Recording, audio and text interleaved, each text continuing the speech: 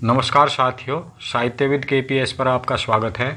प्रस्तुत है हिंदी साहित्यकार मुंशी प्रेमचंद जी द्वारा रचित प्रसिद्ध उपन्यास गबन का 36वां भाग। आइए आरंभ करते हैं। देवी दीन ने चाय की दुकान उसी दिन से बंद कर दी थी और दिन भर उस अदालत की खाक छानता फिरता था जिसमें डकैती का मुकदमा पेश था और रमानाथ की शहादत हो रही थी। 3 दिन रमा की शहादत बराबर होती रही और तीनों दिन देवी दीन ने कुछ न खाया और न सोया।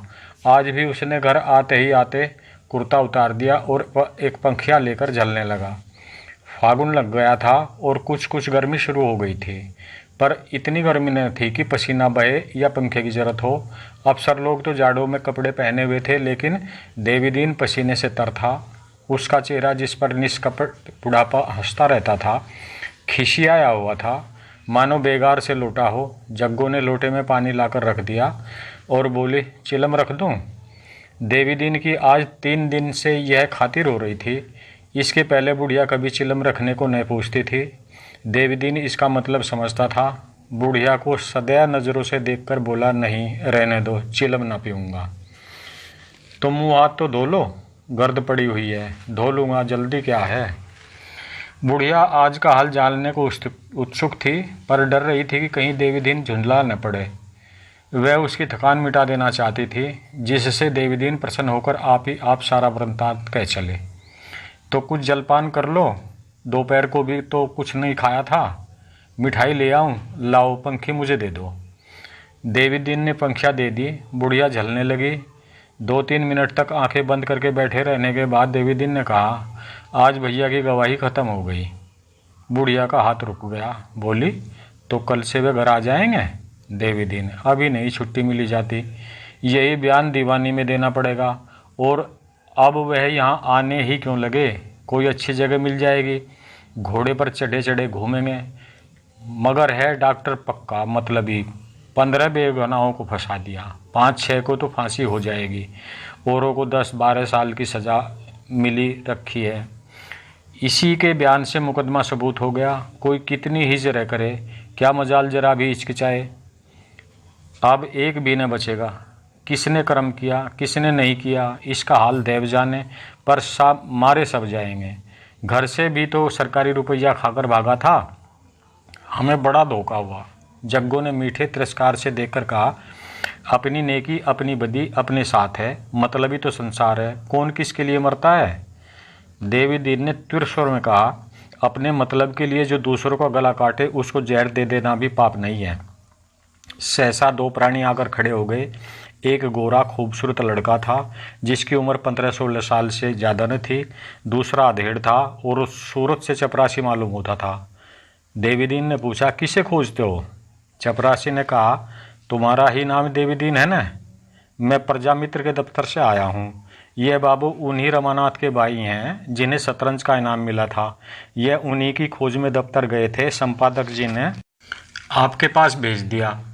तो मैं जाऊं ना? यह कहता हुआ वह चला गया।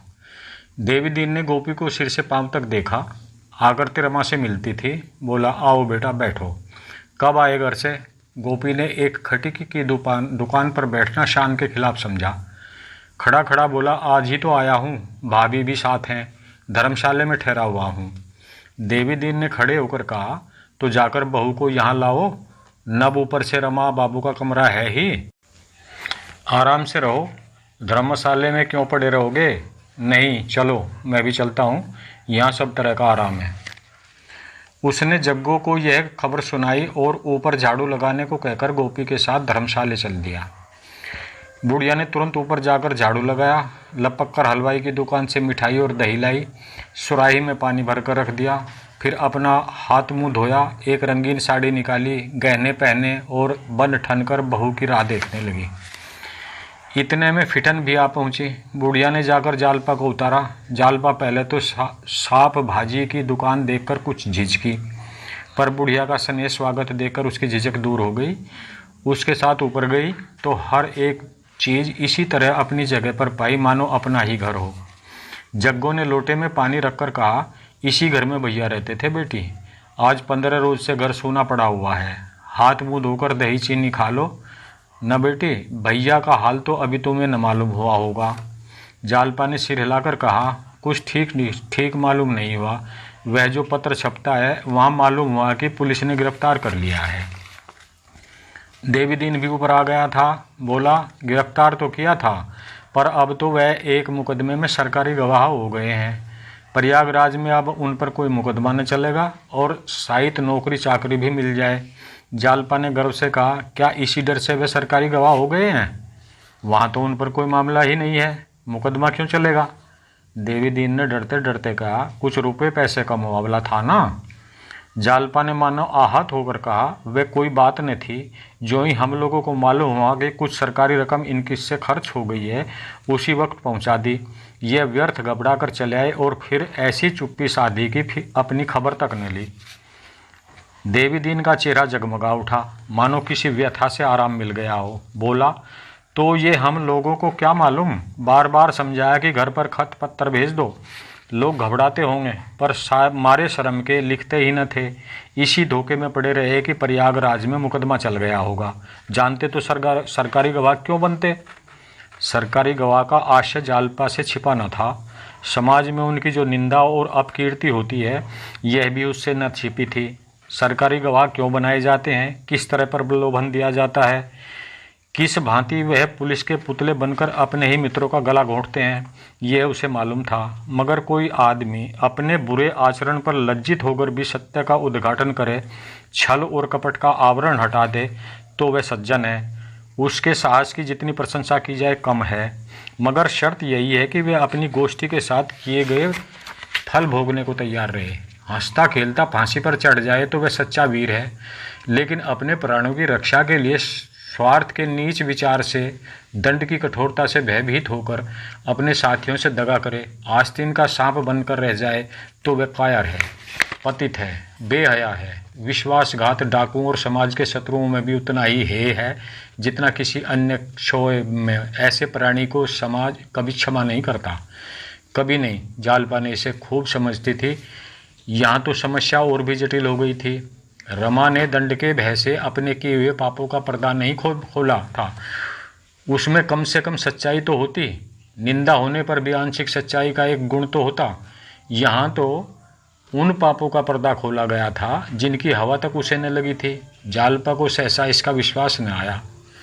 अवश्य कोई न कोई बात हुई होगी जिसने रमा को सरकारी गवाह बनने पर मजबूर कर दिया होगा। सच्चाती हुई बोली, क्या यहाँ भी कोई बात हो गई थी? देवीदीन उसकी मनोव्यथा का अनुभव करता हुआ बोला, कोई बात नहीं। यहाँ वह मेरे साथ ही प्रयागराज से आए। जब से आए यहाँ से कहीं नहीं गए, बाहर निकलते ही न थे। बस एक दिन निकले और उसी दिन पुलिस ने पकड़ लिया। एक सिपाही को आते देखकर डरे कि मुझी को पकड़ने आ रहा है, भाग खड़े हुए। उस सिपाही को खटका हुआ, उसने सुबह के में गिरफ्तार कर लिया। मैं भी इसके पीछे थाने पहुंचा। दरोगा पहले तो रिश्वत मांगते थे, मगर जब मैं घर से रुपए लेकर गया तो वहाँ और ही गुल खिल चुका था। अफसरों में न जाने क्या बातचीत हुई, उन्होंने सरकारी गवाह बना लिया। मुझसे तो भैया ने कहा कि इस मामले में बिल्कुल झूठ न बोलना पड़ेगा। पुलिस का मुकदमा सच्चा है, सच्ची बात कह देने में क्या हर्ज है। मैं चुप हो गया, क्या करता। जग्गो न जाने सबों ने कौन सी बुट्टी सुंघा दी। भैया तो ऐसे ना थे, दिन भर अम्मा अम्मा करते रहते थे। दुकान पर सभी तरह के लोग आते हैं, मर्द भी औरत भी। क्या मजाल की किसी को और आंख उठाकर भी देखा हो? देवीदीन, कोई बुराई न थी, मैंने तो ऐसा लड़का ही नहीं देखा। उसी धोखे में आ गए। जालपा ने 1 मिनट सोचने के बाद कहा, क्या उनका बयान हो गया? हाँ, 3 दिन बराबर होता रहा, आज ख़त्म हो गया। जालपा ने उद्विग्न होकर कहा, तो अब कुछ नहीं हो सकता? मैं उनसे मिल सकती हूँ? देवीदीन जालपा के इस प्रश्न पर मुस्कुरा पड़ा। बोला, हाँ और क्या, जिसमें जाकर भंडा गोड़ कर दो, सारा खेल बिगाड़ दो। पुलिस ऐसी गधी नहीं है, आजकल कोई भी उनसे नहीं मिलने वाला, कड़ा पहरा रहता है। इस प्रश्न पर इस समय और कोई बातचीत ना हो सकती थी। इस गुत्थी को सुलझाना आसान न था। जालपा ने गोपी को बुलाया। वह छज्जे पर खड़ा सड़क का तमाशा देख रहा था। ऐसा शर्मा रहा था मानो ससुराल आया हो। धीरे धीरे आकर खड़ा हो गया। जालपा ने कहा, मुंह हाथ धोकर कुछ खा लो तो लो। दही तो तुम्हें बहुत अच्छा लगता है, गोपी लजाकर फिर बाहर चला गया। देवी दीन ने मुस्कुरा कर कहा, हमारे सामने ना खाएंगे, हम दोनों चले जाते हैं। तुम्हें जिस चीज़ की ज़रूरत हो हमसे कह देना बहू जी, तुम्हारा ही घर है। भैया को तो हम अपना ही समझते थे, और हमारे कौन बैठा हुआ है? जग्गू ने गर्व से कहा, वह तो मेरे हाथ का बनाया खा लेते थे। जालपा ने मुस्कुराकर कहा, अब तुम्हें भोजन न बनाना पड़ेगा माँ जी, मैं बना दिया करूँगी। जग्गू ने आपत्ति की, हमारी बिरादरी में दूसरों के हाथ का खाना मना है बहू, अब 4 दिन के लिए बिरादरी में नक्के क्या बनूं? जालपा, हमारी बिरादरी में भी तो दूसरों को खाना मना है। जग्गू, यहाँ तुम्हें कौन देखने आता है? फिर पढ़े लिखे आदमी इन बातों को विचार भी तो नहीं करते। हमारी बिरादरी तो मूर्ख लोगों की है। जालपा, यह तो अच्छा नहीं लगता कि तुम बनाओ और मैं खाऊं। जिसे बहू बनाया उसके हाथ का खाना पड़ेगा, नहीं खाना था तो बहू क्यों बनाया? देवी दीन ने जग्गू की ओर प्रशंसा सूचक नज़रों से देखकर कहा, बहू ने बात तो पते की कह दी, इसका जवाब सोच कर देना। अभी चलो, इन लोगों को जरा आराम कर लेने दो। दोनों नीचे चले गए तो गोपी ने आकर कहा, भैया इसी खटीक के यहाँ रहते थे क्या? खटीक ही तो मालूम होते हैं। जालपा ने फटकार कर कहा, खटीक हो या चमार हो, लेकिन हमसे और तुमसे 100 गुने अच्छे हैं। एक परदेसी आदमी को 6 महीने तक अपने घर में ठहराया, खिलाया पिलाया, हम में है इतनी हिम्मत? यहाँ तो कोई मेहमान आ जाता है तो वह भी भारी हो जाता है। अगर यह नीचे हैं तो हम इनसे कहीं नीचे हैं। गोपी मुँह हाथ धो चुका था, मिठाई खाता हुआ बोला, किसी को ठहरा लेने से कोई ऊंचा नहीं हो जाता। चमार कितना ही दान पुण्य करे पर रहेगा तो चमार ही। जालपा, मैं उस चमार को उस पंडित से अच्छा समझूंगी जो हमेशा दूसरों का धन खाया करता है। जलपान करके गोपी नीचे चला गया। शहर घूमने की उसकी बड़ी इच्छा थी। जालपा की इच्छा कुछ खाने की न हुई। उसके सामने एक जटिल समस्या खड़ी थी, रमा को कैसे इस दलदल से निकाले। उसे निंदा और उपहास की कल्पना ही से उसका अभिमान आहत हो उठता था। हमेशा के लिए वे सबकी आंखों में से फिर जाएंगे, किसी को मुंह न दिखा सकेंगे। फिर बेगुनाहों का खून किसकी गर्दन पर होगा? अभियुक्तों में न जाने कौन अपराधी है, कौन निरपराध है, कितने द्वेष से के शिकार हैं, कितने लोभ के, सभी सजा पा जाएंगे। शायद 2-4 को फांसी भी हो जाए। किस पर यह हत्या पड़ेगी? उसने फिर सोचा, माना किसी पर हत्या न पड़ेगी। कौन जानता है हत्या पड़ती है या नहीं, लेकिन अपने स्वार्थ के लिए, ओह कितनी बड़ी नीचता है। यह कैसे इस बात पर राजी हुए? अगर म्यूनिसिपैलिटी में मुकदमा चलाने का भय भी था तो 2-4 साल की कैद के सिवा और क्या होता? उससे बचने के लिए इतनी घोर नीचता पर उतर आए। अब अगर मालूम भी हो जाए कि म्यूनिसिपैलिटी कुछ नहीं कर सकती तो अब हो ही क्या सकता है? इनकी सादत तो हो ही गई है। सहसा एक बात किसी भारी कील की तरह उसके हृदय में चुभ गई। क्यों न यह अपना बयान बदल दें? उन्हें मालूम हो जाए कि म्यूनिसिपैलिटी उनका कुछ नहीं कर सकती तो शायद वे खुद ही अपना बयान बदल दें। यह बात उन्हें कैसे बताई जाए? किसी तरह संभव है। वह अधीर होकर नीचे उतर आई और देवी दीन को इशारे से बुलाकर बोली, क्यों दादा, उनके पास कोई खत भी नहीं पहुंच पा सकता क्या? पहरे वालों को 10-5 रुपये देने से तो शायद खत पहुंच जाए। देवी दीन ने गर्दन हिलाकर कहा, मुश्किल है। पहरे पर बड़े जचे हुए आदमी रखे गए हैं। मैं 2 बार गया था, सबों ने फाटक के सामने खड़ा भी न होने दिया। उस बंगले के आसपास क्या है? एक और तो दूसरा बंगला है, एक और एक कलमी आम का बाग है और सामने सड़क है। हाँ, शाम को घूमते घामते तो निकल ही ते ही होंगे। हाँ, बाहर कुर्सी डालकर बैठते हैं। पुलिस के 2-1 अफसर भी साथ रहते हैं। अगर कोई उस बाग में छिपकर बैठे तो कैसा हो? जब उन्हें अकेले देखे खत फेंक दे, वह जरूर उठा लेंगे। देवी दीन ने चकित होकर कहा, हाँ हो तो सकता है, लेकिन अकेले मिले तब तो। जरा और अंधेरा हुआ तो जालपा ने देवी दीन को साथ लिया और रमानाथ का बंगला देखने चली। एक पत्र लिखकर जेब में रख लिया था। बार बार देवी दीन से पूछती, अब कितनी दूर है? अच्छा, अभी इतनी दूर और है। वहाँ हाथे में रोशनी तो होती होगी। उसके दिल में लहरें सी उठने लगी। रमा अकेले टहलते हुए मिल जाएं तो क्या पूछना। रूमाल में बांधकर खत को उनके सामने फेंक दूं। उनकी सूरत बदल गई होगी। सहसा उसे शंका हो, कहीं वह पत्र पढ़कर भी अपना बयान न बदल लें, तब क्या होगा? कौन जाने अब मेरी याद भी उन्हें है या नहीं। कहीं मुझे देखकर वे मुंह उधर न ले। तो इस शंका से वह सहम उठी। देवी दीन से बोली, क्यों दादा, वह कभी घर की भी चर्चा करते थे? देवी दीन ने सिर हिलाकर कहा, कभी नहीं, मुझसे तो कभी नहीं की, उदास बहुत रहते थे। इन शब्दों ने जालपा की शंका को और भी सजीव कर दिया। शहर की घनी बस्ती से ये लोग दूर निकल आए थे। चारों ओर सन्नाटा था। दिन भर वेग से चलने के बाद इस समय पवन भी विश्राम कर रहा था। सड़क के किनारे वृक्ष और मैदान चंद्रमा के मंद प्रकाश में हतोत्साह निर्जीव से मालूम होते थे। जालपा को ऐसा आभास होने लगा कि उनके प्रयास का कोई फल नहीं है, उनकी यात्रा का कोई लक्ष्य नहीं है।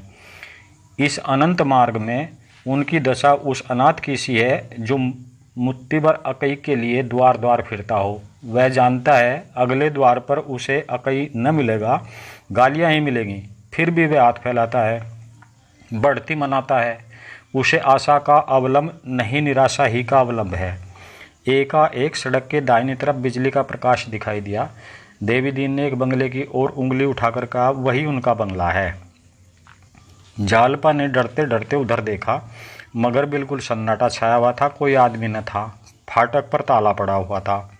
जालपा बोली, यहाँ तो कोई नहीं है। देवी दीन ने फाटक के अंदर झांक कर कहा, हाँ, शायद वह बंगला छोड़ दिया, कहीं घूमने गए होंगे। घूमने जाते तो द्वार पर पहरा होता, यह बंगला छोड़ दिया तो लौट चलें? नहीं, जरा पता लगाना चाहिए कहाँ गए कहाँ। बंगले की दाहिनी तरफ आमों के बाग में प्रकाश दिखाई दिया। शायद खटीक बाग की रखवाली कर रहा था। देवीदीन ने बाग में आकर पुकारा, कौन है यहाँ, किसने यह बाग लिया है? एक आदमी आमों के झुरमुट से निकल आया। देवीदीन ने उसे पहचान कर कहा, अरे तुम हो जंगली, तुमने यह बाग लिया है? जंगली ठिगला सा गठीला आदमी था। बोला, हाँ दादा, ले लिया, पर कुछ है नहीं, दंड ही भरना पड़ेगा। तुम यहाँ कैसे आ गए? कुछ नहीं, यूँ ही चलाया था। इस बंगले वाले आदमी क्या हुए? जंगली ने इधर उधर देखकर कनबत्तियों में कहा, इसमें वही मुखबर टिका हुआ था, आज सब चले गए। सुनते हैं 15-20 दिन में आएंगे, जब फिर हाई कोर्ट में मुकदमा पेश होगा। पढ़े लिखे आदमी भी ऐसे दगाबाज होते हैं दादा। सरासर झूठी गवाही दी। न जाने इनके बाल बच्चे भी हैं या नहीं, भगवान को भी नहीं डरा। जालपा वहीं खड़ी थी। देवीदीन ने जंगली की ओर जहर उगलने का अवसर ने दिया। बोला, तो 15-20 दिन में आएंगे, खूब मालूम है? जंगली, हाँ, यहीं पहरे वाले कह रहे थे। कुछ मालूम हुआ कहाँ गए हैं? वहीं मौका देखने गए हैं जहाँ वारदात हुई थी। देवीदीन चिलम पीने लगा और जालपा सड़क पर आकर टहलने लगी। रमा की यह निंदा सुनकर उसका हृदय टुकड़े टुकड़े हुआ जाता था। उसे रमा पर क्रोध न आया, गलानी न आई। उसे हाथों का सहारा देकर इस दलदल से निकालने के लिए उसका मन विकल हो उठा। रमा चाहे उसे दुत्कार ही क्यों न दे, उसे ठुकरा ही क्यों न दे, वह उसे अपयश के अंधेरे से के खड्ड में न गिरने देगी। जब दोनों यहाँ से चले तो जालपा ने पूछा, इस आदमी से कह दिया ने कि जब वह आ जाए तो हमें खबर कर दें? हाँ, कह दिया बेटी। यह भाग यहीं पर समाप्त होता है। धन्यवाद।